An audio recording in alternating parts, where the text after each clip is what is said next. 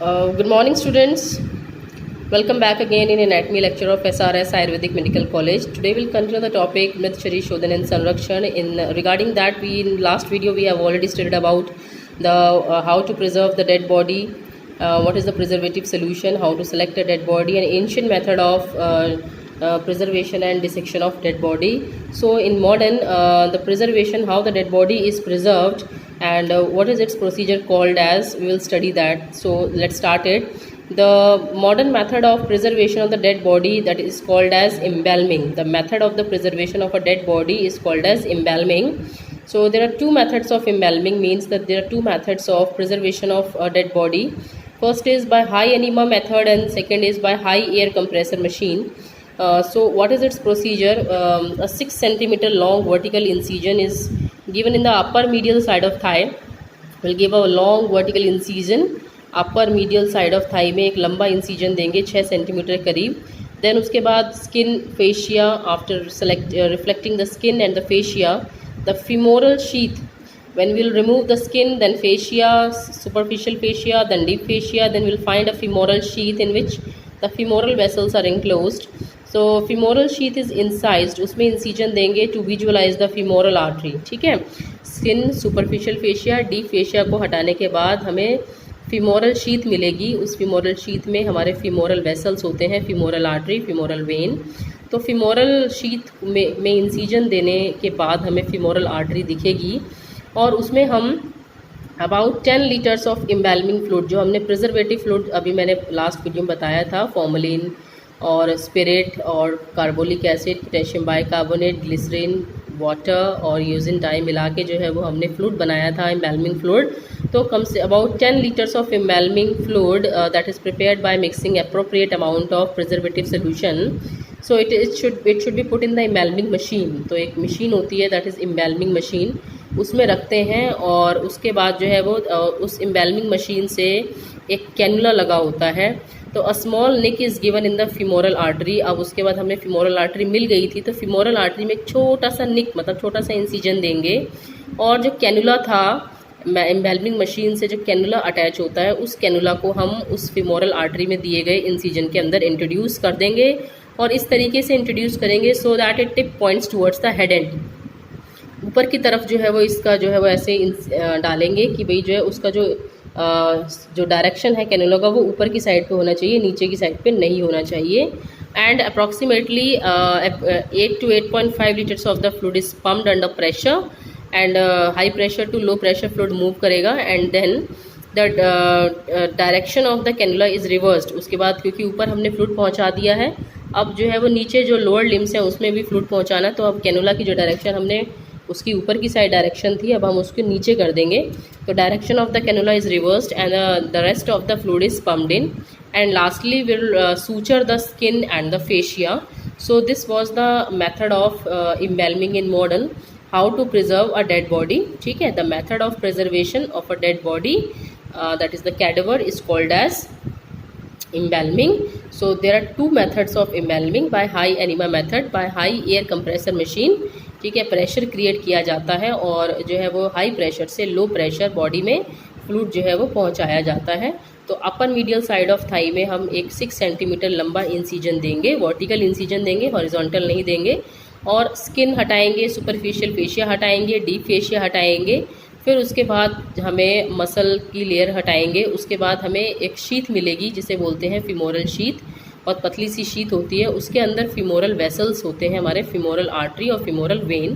तो शीथ में इंसिजन देने के बाद हमें मिलेगी फीमोरल आर्टरी. उस फीमोरल आर्टरी में भी हम एक छोटा सा इंसिजन देंगे, निक लगाएंगे छोटा सा.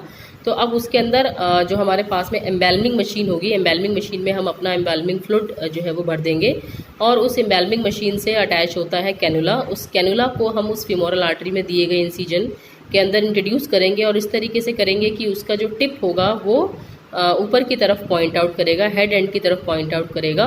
तो अप्रॉक्सीमेटली हम 10 लीटर्स ऑफ फ्लूइड लेंगे, उसमें से 8 to 8.5 लीटर्स फ्लूइड हम उसके थ्रू, कैनुला के थ्रू अंडर हाई प्रेशर जो है वो उसको इंट्रोड्यूस कर देंगे बॉडी में.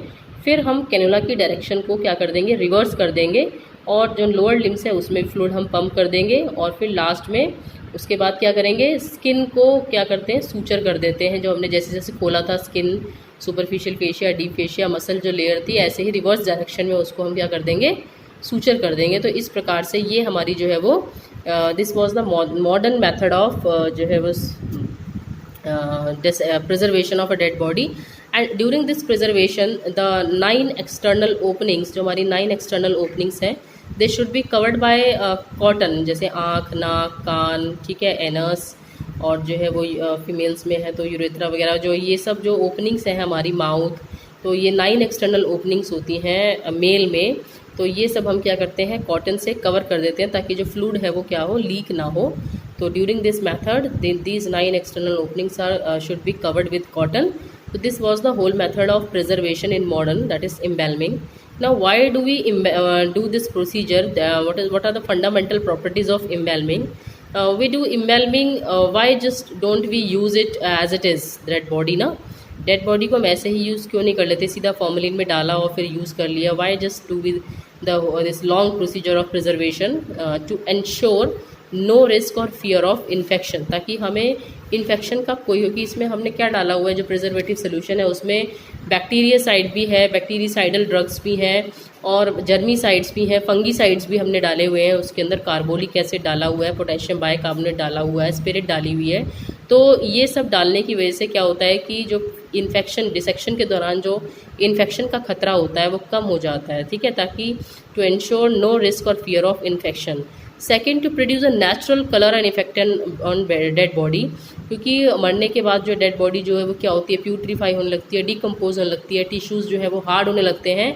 तो फ्लूइड डालने की वजह से उसका जो नेचुरल कलर, जो जैसे लिविंग अवस्था में जो है वो उसका कलर होता है और इफेक्ट होता है, तो वही प्रोड्यूस करने के लिए हम एम्बैलमिंग करते हैं, ठीक है। To ensure the preservation of body and prevention of putrefactive changes, मरने के बाद प्यूट्रीफैक्टिव जो प्रोटीन्स होते हैं बॉडी के वो डिकम्पोज होने शुरू हो जाते हैं, टूटने लगते हैं, तो जो प्यूट्रीफैक्टिव चेंजेस हैं वो ना हो, ये करने के लिए जो है वो हम प्रिजर्वेशन करते हैं। एंड बहुत जल्दी जो है वो कई दिनों के बाद जो है डेड बॉडी में इंसेक्ट्स और मैगट्स लग जाते हैं, तो उससे भी, उसकी कंटामिनेशन से बचने के लिए भी जो है वो हम प्रिजर्वेशन करते हैं, एम्बैलमिंग करते हैं, to prevent the contamination of insects and maggots. And it helps in preserving the cadaver by maintaining as far as possible as living state, जैसे लिविंग स्टेट में बॉडी होती है उस तरह से उसको हम मेंटेन करने के लिए हम डेड बॉडी में प्रिजर्वेटिव फ्लूइड डाल के एम्बैलमिंग करते हैं। To retain the normal, the most important one is the retain the normal anatomical relationships as required for dissection purpose, जो उसके एनाटॉमिकल रिलेशनशिप्स हैं कि कोई भी अगर ऑर्गन हमें स्टडी करना है तो उसके जो एनाटॉमिकल रिलेशनशिप्स हैं, सुपीरियरली, इंफीरियरली, एंटीरियरली, पोस्टीरियरली, जो भी उसके आसपास सिचुएटेड स्ट्रक्चर्स हैं उनको हम इजीली जो है स्टडी कर सकें, वो अपने उसी अवस्था में मेंटेन रह सकें, इसीलिए हम एम्बैलमिंग करते हैं। तो इन्फेक्शन के खतरे को हटाने के लिए, डेड बॉडी को नेचुरल कलर और इफेक्ट देने के लिए, प्यूट्रीफैक्टिव चेंजेस को रोकने के लिए, जो कैडेवर है उसमें इंसेक्ट्स या मैगट्स कंटेमिनेटेड ना हो उसके लिए, और जो नॉर्मल एनाटॉमिकल रिलेशनशिप्स हैं बॉडी के पार्ट्स के वो मेंटेन रखने के लिए हम एम्बैलमिंग करते हैं। तो this is the modern method of एम्बैलमिंग।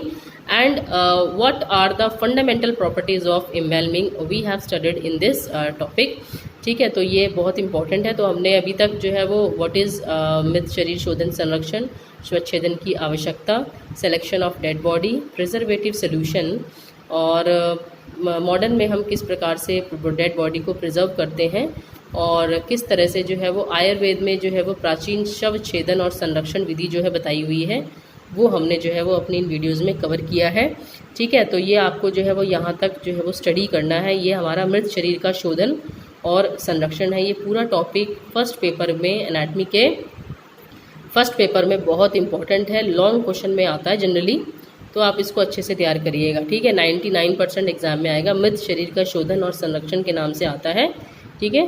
तो ये सारे जो है टॉपिक्स थे। और इंस्ट्रूमेंट्स जो हम यूज़ करते हैं इसमें डिसेक्शन के लिए मॉडर्न में, वो है सर्जिकल ब्लेड और 2 toothed forceps, blunt hook, straight and curved scissor, hand lens and proper overhead light. तो ये सारे जो है वो इंस्ट्रूमेंट्स हैं जो कि मॉडर्न में हम डिसेक्शन के लिए जो है वो यूज़ करते हैं।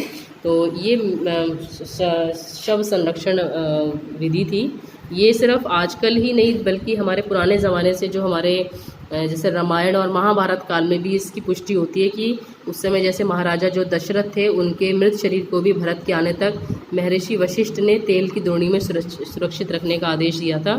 तो तभी प्राचीन समय से ये शव संरक्षण विधि जो है वो चली आ रही है और मॉडर्न में भी हम इसी प्रकार से बॉडी को जो है वो प्रिजर्व करके और फिर उसका जो है वो डिसेक्शन करते हैं और उसका लेयर बाय लेयर जो इंटरनल अरेंजमेंट है उसकी हम स्टडी करते हैं। तो ये बहुत इंपॉर्टेंट टॉपिक है, आप इसको अच्छे से करिएगा। नेक्स्ट वीडियो में हम किसी नए इंपॉर्टेंट टॉपिक पे फिर से बात करेंगे, तब तक के लिए ऑल द बेस्ट।